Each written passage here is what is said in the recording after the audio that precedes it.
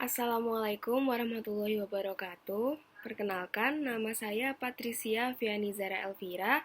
Saya dari D3 Kepariwisataan Universitas Erlangga. Di sini saya akan menyampaikan opini saya terkait dengan dampak COVID-19 terhadap sektor pariwisata. Pariwisata merupakan kegiatan perjalanan yang dilakukan oleh seseorang atau sekelompok orang dengan mengunjungi tempat khusus untuk tujuan rekreasi, pengembangan pribadi, atau mempelajari keunikan objek wisata yang dikunjungi dalam periode sementara. Peranan sektor pariwisata sangatlah penting untuk membangun ekonomi berkelanjutan di masa mendatang. Sektor pariwisata memberikan kontribusi besar terhadap pertumbuhan ekonomi negara. Sektor pariwisata meliputi tempat rekreasi, hotel, restoran, tempat oleh-oleh, dan lain-lain. Nah, dampak positif dari pariwisata yang pertama yaitu pariwisata menarik banyak investasi ke suatu daerah untuk membangun sarana dan prasarana penunjang wisata seperti hotel dan akomodasi. Yang kedua yaitu pariwisata membuka lapangan kerja luas bagi banyak penduduk lokal, mulai dari pedagang asongan, aksesoris, sampai pegawai hotel. Ini menurunkan angka pengangguran di daerah. Yang ketiga yaitu pendapatan daerah dari pajak wisata dapat digunakan untuk memperbaiki infrastruktur daerah seperti jalan, jembatan, dan lainnya. Yang keempat yaitu membantu melestarikan kebudayaan daerah dan Nusantara. Yang kelima, sebagai sarana promosi negara di dunia internasional. Dan yang keenam, negara mendapatkan banyak devisa bagi para wisatawan mancanegara yang datang. Nah, dampak negatif dari pariwisata yang pertama yaitu di negara berkembang, nyatanya uang hasil kegiatan wisata banyak yang tidak masuk ke kas negara, melainkan masuk ke rekening maskapai, hotel, atau agen liburan. Yang kedua, pekerja lokal sering mendapatkan upah yang minim. Yang ketiga, banyak wisatawan yang membuang sampah sembarangan sehingga merusak lingkungan.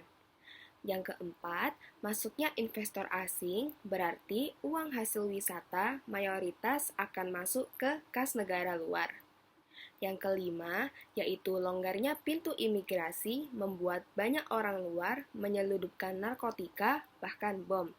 Dan yang keenam, banyak orang asing yang membeli pulau-pulau pribadi tanpa sepengetahuan negara. Dampak COVID-19 bagi sektor pariwisata itu sangatlah besar. Di Indonesia, virus ini mulai memberikan dampak pada awal 2020, yang mana banyak wisatawan membatalkan rencana perjalanan, terutama wisatawan mancanegara. Hal ini dikarenakan banyak negara yang menghentikan penerbangan dan menerapkan lockdown pada wilayahnya. Pemberlakuan pembatasan sosial juga berdampak pada aktivitas ekspor dan impor pada negara-negara. Dampak dari wabah COVID-19 ini begitu banyak merugikan berbagai pihak pelaku ekonomi. Dampak dari wabah COVID-19 ini begitu banyak merugikan berbagai pihak pelaku ekonomi. Akibatnya, banyak sektor pariwisata yang lumpuh seperti biro perjalanan wisata, hotel, restoran, pusat oleh-oleh, bahkan karyawan di dunia pariwisata. Yang pertama yaitu Biro Perjalanan Wisata.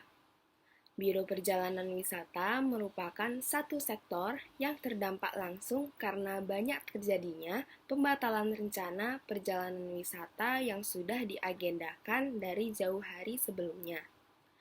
Persentase pembatalan ini mencapai 100%, yang mengakibatkan banyak biro perjalanan wisata juga seakan-akan mati sepenuhnya dalam hal perekonomian, dan terpaksa merumahkan karyawannya karena masih banyak beban yang harus ditangguh dari pembatalan rencana perjalanan. Yang kedua yaitu hotel. Hotel menjadi sektor yang paling parah juga dihantam oleh pandemi virus COVID-19 ini, yang mana banyak hotel yang mengandalkan pendapatan dari kerjasama dengan Biro Perjalanan Wisata. Dengan tidak adanya dukungan dari Biro Perjalanan Wisata, hotel seakan-akan lumpuh dari aktivitas pemesanan yang memberi sumbangan pendapatan hotel sebesar 60%. Sekarang ini, banyak hotel yang sudah merumahkan hampir 99% karyawan tanpa gaji dan menutup operasional hotel sepenuhnya untuk memotong kerugian yang lebih banyak lagi akibat tidak adanya pemasukan dan tingkat okupansi hotel yang rendah dan tidak sebanding dengan pendapatan yang diterima. Sekarang ini, bagi pemilik hotel atau investor hotel hanya berharap perekonomian di dunia dapat segera pulih dengan cepat. Yang ketiga yaitu restoran.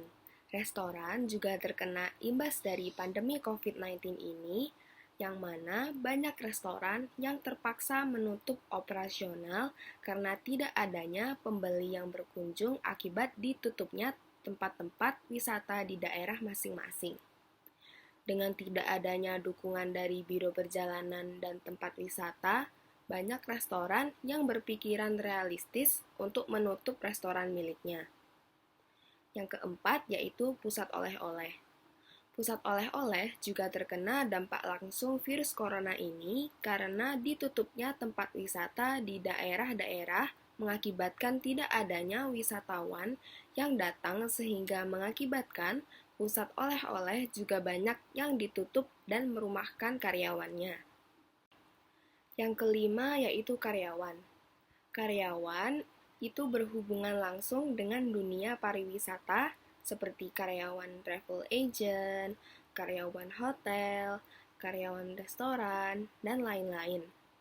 Tanpa adanya karyawan di industri pariwisata, pariwisata tidak dapat berkembang atau jalan. Sebaiknya destinasi wisata itu tidak perlu dibuka, takutnya malah menambah kasus COVID-19. Tetapi jika memang pembukaan tempat wisata harus dilakukan, para pelaku wisata harus mengawasi wisatawan agar mematuhi protokol kesehatan seperti wajib menggunakan masker, mencuci tangan, dan menjaga jarak. Jika kita menerapkan protokol sejak dini, secara tidak langsung kita menyelamatkan sektor pariwisata yang akan membuat sektor pariwisata berjalan kembali dan karyawan akan kembali bekerja. Itu saja yang dapat saya sampaikan. Apabila ada salah kata, saya mohon maaf sebesar-besarnya. Wassalamualaikum warahmatullahi wabarakatuh.